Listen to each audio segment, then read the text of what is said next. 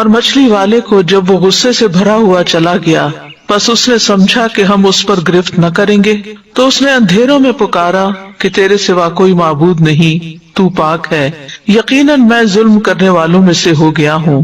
تو ہم نے اس کی دعا قبول کر لی اور اسے غم سے نجات دی، اور اسی طرح ہم ایمان والوں کو نجات دیتے ہیں۔ ایک مسافر جسے مشرق کی طرف سفر کرنا ہو، وہ ایک ٹرین میں سوار ہوتا ہے، مگر ٹرین چلنے کے بعد اس کو پتہ چلتا ہے کہ جس گاڑی میں وہ سوار ہے وہ تو مغرب کی طرف جا رہی ہے، تو سوچئے کہ اس کا حال کیا ہوگا۔ وہ اپنی اس غلطی پر یعنی غلط گاڑی پر بیٹھنے پر تڑپ اٹھے گا، بے چین ہو جائے گا، اور جو ہی اگلے اسٹیشن پر گاڑی رکے گی وہ فوراً اتر جائے گا۔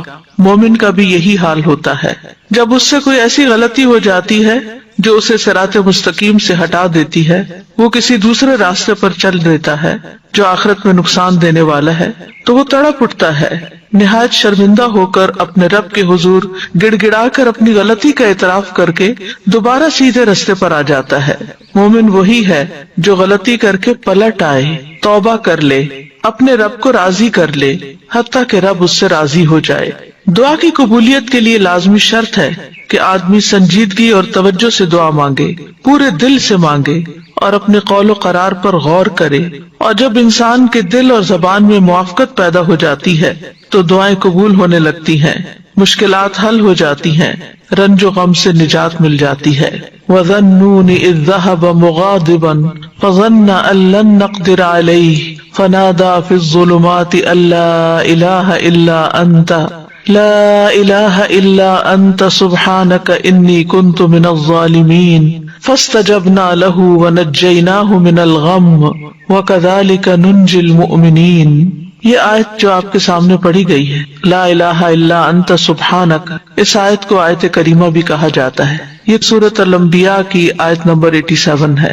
اس میں یونس علیہ السلام کا واقعہ بیان کیا گیا ہے۔ یہ واقعہ اس جگہ کے علاوہ سورۃ صافات اور سورۃ قلم میں بھی بیان کیا گیا ہے۔ اللہ سبحانہ وتعالیٰ نے نینوا والوں جو عراق کا علاقہ ہے اس میں تقریباً 8ویں صدی قبل مسیح یونس علیہ السلام کو بھیجا۔ آپ نے انہیں اللہ کے دین کی دعوت دی، مگر انہوں نے اسے قبول کرنے سے انکار کرتے ہوئے اپنے کفر پر اصرار کیا۔ یونس علیہ السلام اپنے لوگوں سے ناراض ہو کر چلے گئے اور وعدہ کر گئے کہ 3 دن بعد اللہ کا عذاب آ جائے گا۔ جب ان لوگوں کو یہ بات ثابت ہو گئی اور وہ سمجھ گئے کہ نبی جھوٹ نہیں بولا کرتے، تو وہ اپنے بچوں، چوپایوں، مویشیوں کو لے کر صحرا کی طرف نکل گئے۔ انہوں نے ماں اور ان کے بچوں کو الگ الگ کر دیا، اور پھر اللہ عز و جل کے حضور آہوزاری کی۔ اونٹ اور ان کے بچے بلبلانے لگے، گائیں اور ان کے بچے ڈکرانے لگے، اور بھیڑ بکریاں اور ان کے بچے ممیانے لگے، تو اللہ نے ان سے عذاب کو دور کر دیا۔ یونس علیہ السلام کی قوم سے عذاب ٹل گیا، انہوں نے عذاب اپنی آنکھوں سے دیکھا، لیکن ایمان لانے پر، توبہ کرنے پر، اللہ کی طرف سچے دل سے پلٹنے پر اللہ سبحانہ تعالیٰ نے ان سے عذاب ٹال دیا۔ اللہ تعالیٰ کا فرمان ہے فَلَوْلَا كَانَتْ قَرْيَةٌ آمَنَتْ فَنَفَعَهَا إِيمَانُهَا إِلَّا قَوْمَ يُونُسَ لَمَّا آمَنُوا كَشَفْنَا عَنْهُمْ عَذَابَ الْخِزْيِ فِي الْحَيَاةِ الدُّنْيَا وَمَتَّعْنَاهُمْ إِلَىٰ حِينٍ۔ سو کوئی ایسی بستی کیوں نہ ہوئی جو ایمان لائی ہو، پھر اس کے ایمان لانے نے اسے نفع دیا ہو۔ یونس کی قوم کے سوا جب وہ ایمان لے آئے تو ہم نے ان سے ذلت کا عذاب دنیا کی زندگی میں ہٹا دیا اور انہیں ایک وقت تک سامان دیا۔ جب قوم نے توبہ کر لی تو ان کا عذاب ٹل گیا۔ دوسری طرف یونس علیہ السلام کچھ دور جا کر لوگوں کے ساتھ ساحل سمندر پر ایک کشتی میں سوار ہو گئے۔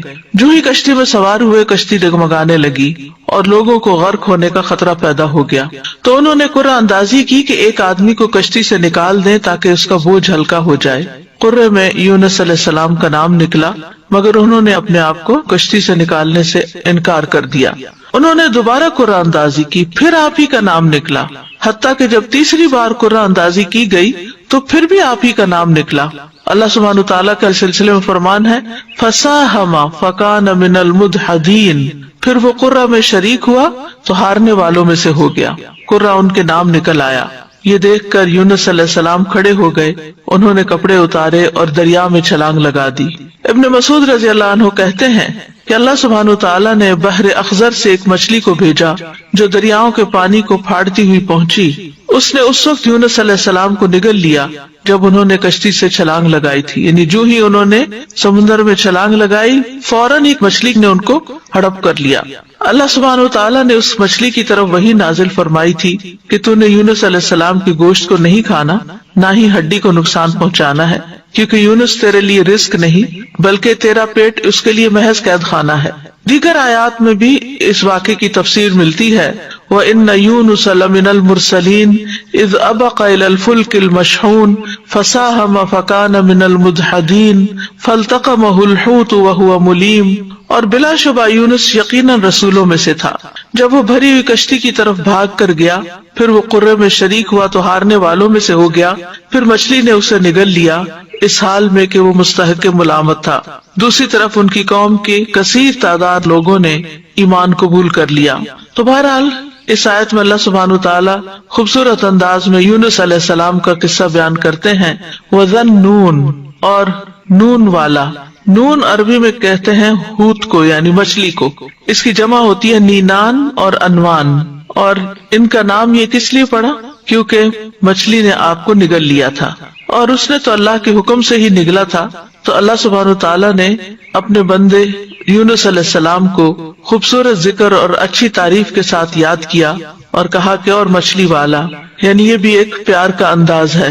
اذ ذهب مغاضبا، جب وہ غضبناک ہو کے نکلا، یعنی اپنی قوم سے ناراض ہو گیا۔ فظن ان لن نقدر علیہ، تو سمجھا کہ ہم اس پر قدرت نہیں رکھتے، یعنی ہم کیا اس کو سزا دینے پر قادر نہیں، پکڑنے پر قادر نہیں۔ تو انہوں نے کیا کیا، جب مچھلی نے نگلا، فنادا فی الظلمات، تو اندھیروں میں اپنے رب ہی کو پکارا، اپنے رب ہی کی طرف رجوع کیا۔ اور اندھیروں سے مراد رات کا اندھیرا، سمندر کا اندھیرا، مچھلی کے پیٹ کا اندھیرا تھا، یعنی اندھیرے پر اندھیرا تھا۔ اور کیا دعا مانگی؟ اللہ الہ الا انت سبحانک انی کنت من الظالمین، کہ تیرے سوا کوئی الہ نہیں، تو پاک ہے، بے شک میں ہی ظالموں میں سے ہوں۔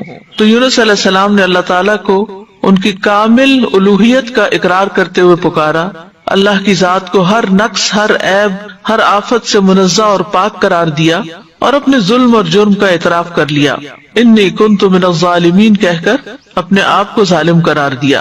ظلم جو ہے ایک انسان اور اللہ تعالیٰ کے درمیان ہوتا ہے، دوسرا انسان کا اپنے اور لوگوں کے درمیان ہوتا ہے، تیسرا انسان کا اپنے اور اپنے نفس کے درمیان ظلم کرنا ہوتا ہے۔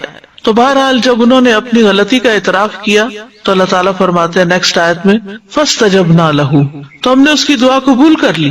سبحان اللہ، یعنی انہوں نے جو ہی خطا کا اعتراف کیا اللہ سبحانہ وتعالیٰ ان سے راضی ہو گئے۔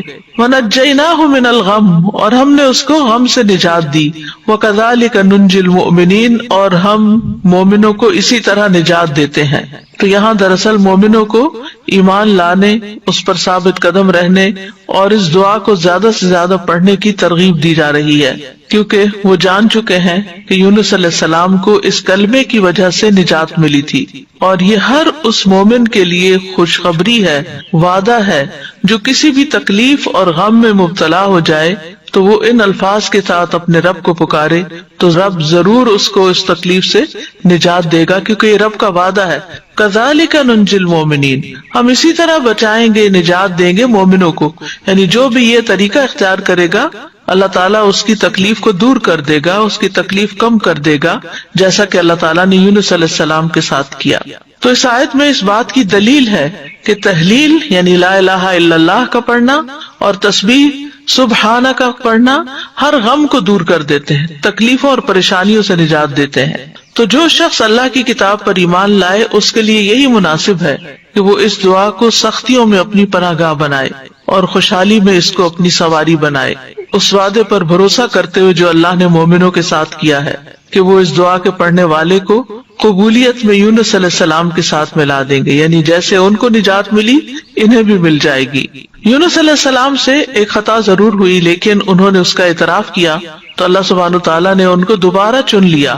نبی صلی اللہ علیہ وسلم نے فرمایا کسی شخص کے لیے یہ کہنا جائز نہیں کہ میں یونس بن متی سے بہتر ہوں، کہ میں نے وہ غلطی نہیں کی جو ان سے ہو گئی تھی. تو یہ یونس علیہ السلام کی دعا ہے، لا الہ الا انت سبحانک انی کنت من الظالمین. نبی صلی اللہ علیہ وسلم نے فرمایا ذوالنون کی دعا جب وہ مچھلی کے پیٹ میں تھے، یعنی لا الہ الا انت سبحانک انی کنت من الظالمین، جب بھی کوئی مسلمان کسی معاملے میں ان الفاظ کے ساتھ اپنے رب سے دعا کرے وہ دعا اس کے لیے ضرور قبول ہوگی.